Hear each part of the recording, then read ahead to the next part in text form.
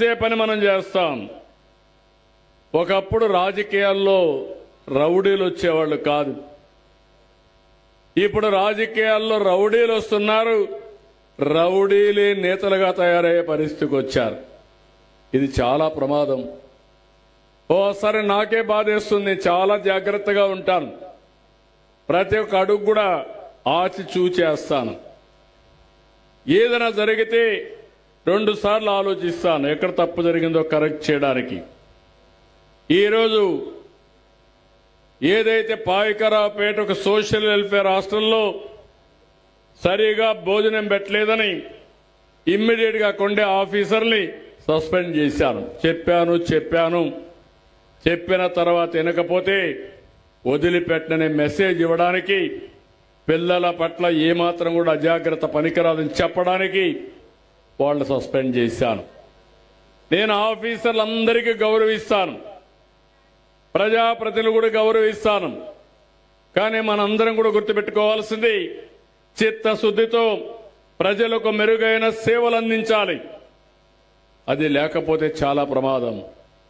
అలాంటి నాకే మోసం చేశాడంటే 19లో నేనే ముఖ్యమంత్రి. తెల్లవారితో నిద్రలేశాను.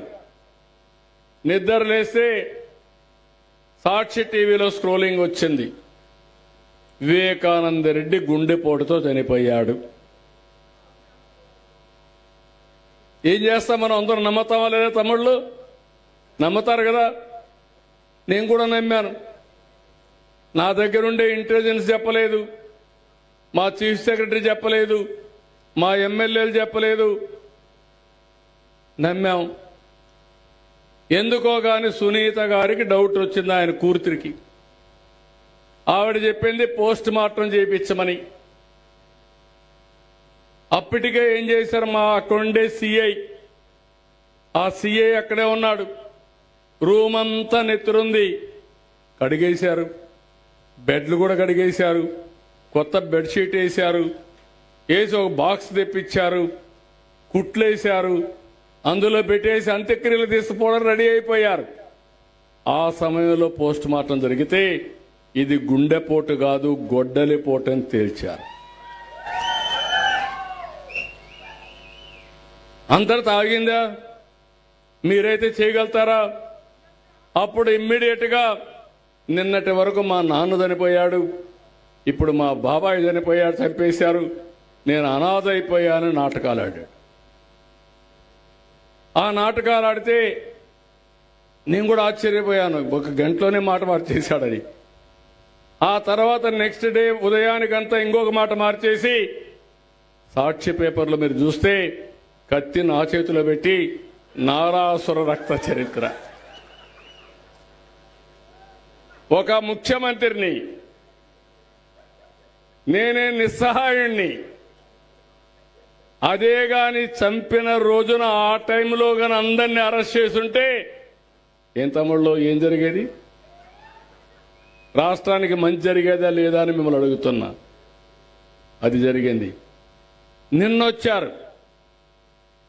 నేను ఎక్కడికి పోయినా 5 ఏళ్లు ఎక్కడా బయట రానేలేదు. ఇంటికి కూడా తాళాలేసి, గేట్లకు తాళాలేసి బయట రానియకుండా ఎదించారు. విశాఖపట్నం పోతే, తిరుపతికి వెళ్తే ఎయిర్పోర్ట్ని తిరిగి పంపించారు. నేను ఆ పని చేయదలుచుకోలేదు. మొన్న వెళ్ళాడు. ఎందుకు వెళ్ళారు? గంజాయి బ్యాచ్, రౌడీని పలకరించడానికి రౌడీ షీటర్ కోసం వెళ్తారా మీరు అంటే ఏం మెసేజ్ ఇస్తున్నారు? అక్కడ పోయి మొత్తం మార్కెట్ కమిటీ అంతా విధ్వంసం చేశారు. నిన్న పోయారు. 1 సంవత్సరం మునుపు చనిపోయాడు. నేను ముఖ్యమంత్రి కాలా అప్పటికి. నేను జూన్ 12వ తారీఖున ప్రమాణ స్వీకారం చేస్తే అంత మునిపే చనిపోయాడు. ఆయన ముఖ్యమంత్రిగా ఉన్నప్పుడే చనిపోయాడు, ఆత్మహత్య చేసుకున్నాడు. మొన్న పోయాడు. పోతే బల ప్రదర్శన, రౌడీయిజం, ఇష్టానుసారంగా పోలీసులు చెప్పారు, మీరు వెళ్ళండి, తక్కువ మందితో వెళ్ళండి, అక్కడికి వెళ్ళి పరామర్శించండి, రండి. మీటింగ్ పెట్టుకోవాలంటే పెద్ద ప్లేస్లో పెట్టుకోండి. ఇరుకు సందుల్లో మీటింగులు పెట్టి అక్కడ తొక్కేస్తే ఏమవుతారు వద్దని చెప్పి సజెషన్ ఇస్తే వీళ్ళు చేసిన పని ఇష్టానుసారంగా పోయి కడాన తమ్ముళ్ళు ఎంత క్రూరమో మీరు ఆలోచించండి. మీరెక్కడన్నా పోతా ఉంటారు కారులో, ఎవరికైనా యాక్సిడెంట్ అవుతుంది, ఏం చేస్తారు మీరు? నిలబెడతారా లేదా? మానవత్వంతో హాస్పిటల్కి తీసుకుపోతారా లేదా? మీరు ఏం చేస్తారా? చేస్తారా లేదా? చేస్తామంటే చేలిపైకెత్తండి. మనకు అది జరిగినప్పుడు అది కోరుకుంటామా లేదా అని నేను అడుగుతున్నా. అలాంటిది నీ కారు కింద పడి ఒక అతను ప్రమాదంలో పడితే కుక్కను మారిగా తీసి పక్కన బారేసి వీళ్ళు నేరుగా వెళ్ళిపోతే అతను హాస్పిటల్ తీసుకుపోవడానికి లేట్ అయ్యి అతను చనిపోయాడు. Hit and run. అంటే నీకు మనుషుల యొక్క ప్రాణం అంటే విలువే తెలియడం లేదు. ఏమంటున్నారు? నా కారు కింద పడలేదని ఇంకో కారు కింద పడ్డారని రెడీ చేశారు సాక్ష్యాల్ని. భగవంతుడు ఓసారి పంపిస్తా ఉంటాడు.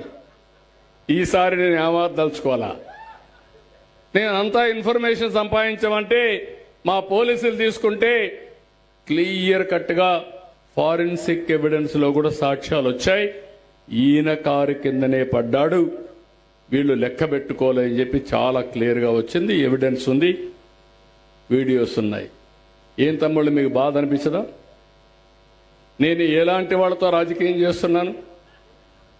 నా జీవితంలో నేను ఎక్కడ కూడా ఒక వ్యక్తిని కొట్టింది కానీ, నా మీద కేసులు పెట్టించుకున్నది కానీ ఎక్కడా లేని పరిస్థితిలో ఇప్పుడు నేను నేరస్తులతో రాజకీయం చేయాలంటే చేయకపోతే మిమ్మల్ని కాపాడుకోలేను, చేస్తే ఇలాంటి ఇబ్బందులు. అందుకే మీరు కూడా గుర్తుపెట్టుకోవాలి.